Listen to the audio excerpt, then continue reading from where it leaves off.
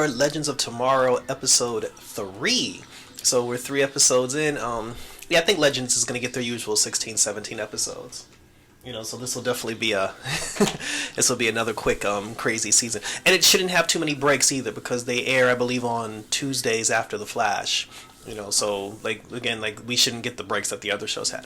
So this particular episode starts out. So we're still going on with the theme for this season is the very beautiful girl from black girl from last season, the one who was trapped in hell, who Constantine had put in hell, and then now she's all grown up, and then again she let these spirits loose on the world. So they're different characters, different evil characters throughout time.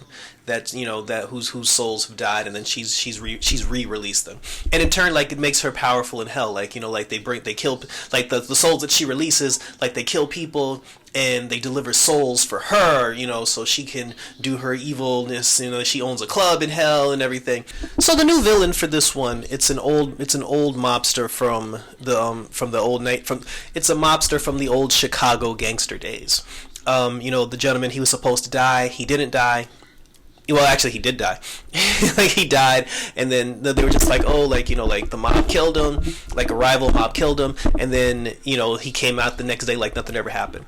And, with his, he came back and he had, this weird gun, which allowed him to, and basically, the gun, he had, this magical gun that killed people in an instant, and it took their souls to hell for Astra. So now the Legends are trying to figure out, because again, he's not supposed to be here, and his presence is ruining history because he's killing people who aren't supposed to die. So Legends have to go into action and try to defeat this guy and bring him back to justice. Constantine's struggling a little bit because again, he cared for Astra and he didn't want Astra to die, but it is what it is, and then now he has to try to figure out how to clean up her mess because Constantine actually does feel responsible for it. So all the Legends go in except for Nate and Zari's brother. They have a side story. We'll get to that in a second. So the rest of them, they go down to the bar. They see the gangster. They're trying to figure out how to stop him. There's this girl who this starlet, she came to Chicago, trying to be rich and famous.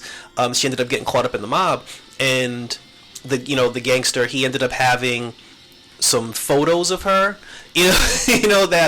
some very risque photos of her. He was blackmailing people because, after he died and then came back, he had this whole thing where he was just what? He realizes that money, and he's like money is one thing and power is one thing, but he was just he realized that the way to get the ultimate respect and the way to get the ultimate power is to blackmail people. So he basically got dirt on everybody. So now because when you dangle things over people's head, you can make them do whatever they want as long as they don't want these secrets to come out. So that was his whole plan. The starlet hired the Legends to, well, not so much all the Legends, but Sarah, Constantine, and Ray. She hired them to basically help her get her photos back and redeem her name, because the mobster had a long list of everybody. He controlled everything. He controlled the town. He controlled the police department. He controlled the mayor's office. So they had Ray go into the mayor's office. They had Constantine and Sarah ended up investigating the situation, trying to find out what's what. And then you had Ava and Mick basically stationed at the club where the gangster hangs out. So Ava, she's feeling a little out of place because, at first she tried to take over the meeting brief, and then when she was in the bar, she couldn't figure out how to be helpful because, as Mick said, you used to be the leader of the Time Bureau, and now you do diddly squat. So, because she doesn't really have a role, or she's struggling to find her role on the Legends. She doesn't know where she fits in on the Legends, and if she even fits in at all. And but to be honest, I just think it's just hard for her to come to terms with not being a leader. She's so used to being in charge. She's so used to being a head person in charge.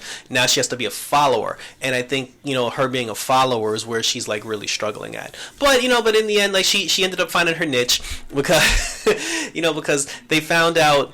Towards the end, Constantine ended up talking to the starlet. He realized that she had an ulterior motive, and then the two of them ended up having sex, and then they linked up together.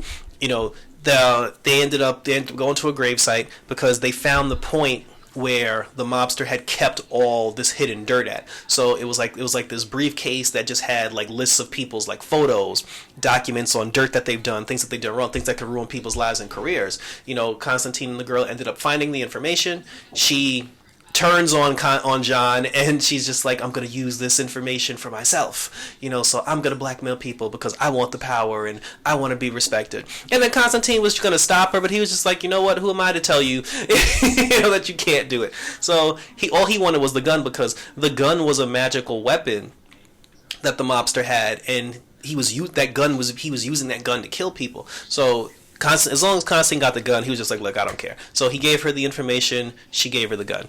Now, Ray was undercover at a police station, and there was a rogue police agent. There's like some rogue cops that were working for the mob or whatever. They wanted the information as well, but they ended up blowing up the information and the girl, because their whole thing was like, we're not gonna like arrest these people and bring them to justice. We're gonna kill everybody. So when the girl got in the car, they had the car rigged to blow. The car exploded. The girl died. All the information died with it.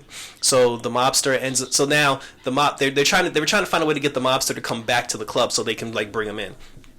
Ava ends up going on stage, and as soon as she got on stage and the beat kicked in, I was like, is that Poison? And I thought, I was just like, this girl's up here singing Poison, and I thought it was really good. Like, right out the gate, I was like, okay, that's obviously not her singing. But then come to find out, she just got drunk, and in her mind, she was putting on the greatest concert of all time. But in reality, she was just like being a drunken mess, which was creating a ruckus, and people were like storming out of the club, which brought the gangster back. And then, Sarah beat him up. They ended up taking him down. Constantine got his gun, and they bring him to Legends Justice. They bring him to the Wave Rider. He's on the Wave Rider, and then Constantine's just like, look, he takes the dude, because they're just like, okay, what do we do with him? So Constantine, he takes the guy, he brings him back to hell, he brings him back to Astra.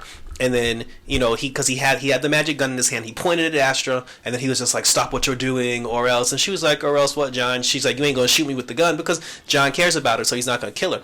But instead, he ended up using the gun on the gangster, and he killed the gangster. So his soul is gone, for good. So now he's just like, stop what you're doing, love, or else, like, you'll be next. So he comes back upstairs, like, he's all upset, and like, he's struggling with the whole situation, because again, he doesn't want to put down somebody that he cares for. And Ray even called him out on it. Ray was just like, you were supposed to go down there and kill her and end this. And he's like, you didn't kill her. And he's like, trust me. He's like, I'm in love with Nora Dark. He's like, I understand what happens. Like when you like somebody, when you care for somebody, you don't really want to put them down. And that's something that that John has to struggle with throughout the season. So crisis averted. Ava passes out. Everything's all good in Legends Land. And actually, taking down the gangster wasn't even really that hard. Like this particular Legends mission really wasn't that big of a deal. It was actually pretty simple. So the other half of the episode was Nate and Zari's brother. They end up going to his house because it was his birthday, I believe. And then when they were doing the celebration, Nate meets Zari, and then now all of a sudden he's having this weird flash of like deja vu. Zari's having it too, but see, she's different now, because before she was like this computer tech, and then she was like all tough and cool, and she played video games, and she had a I didn't care attitude, and she dressed like shit, but now because of the time situation where they changed time in Hayworld, now she's like this sexy, hot, like social media, person, and she has like followers, and then she's all like glamorous, wearing these like short mini skirts, and I'm like, wow, how come we couldn't get this Zari from the beginning?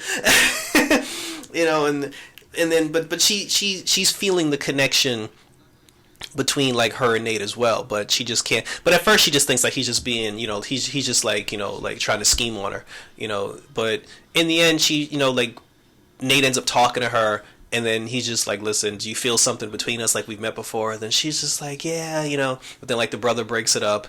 And then like towards the end, because like the whole thing was the brother had like, he lied to his parents and said that he was in business school. And he stole the totem, because they think that the family thinks the totem got stolen by a crook. But the brother stole the totem and he jumped on the Wave Rider. The whole time his family thinks that he's in business school.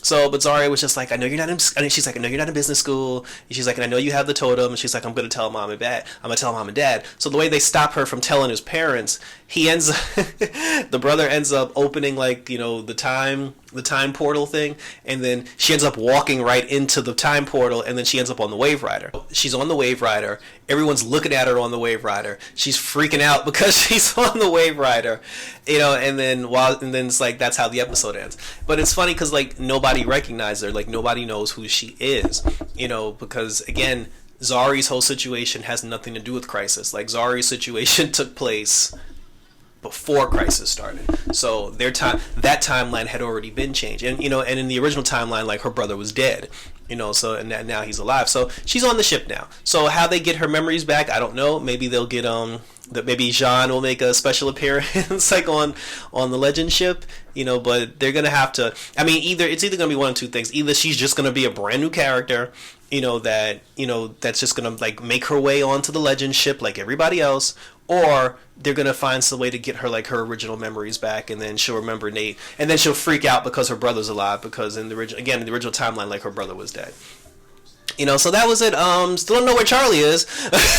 Charlie's still joyriding on the jump ship. So I don't know if the actress that plays her left the show. Like, I don't know if she'll be back, like, or not. But I mean, she has to be back. Like, she stole the jump ship, so Charlie has to be back to return the jump ship.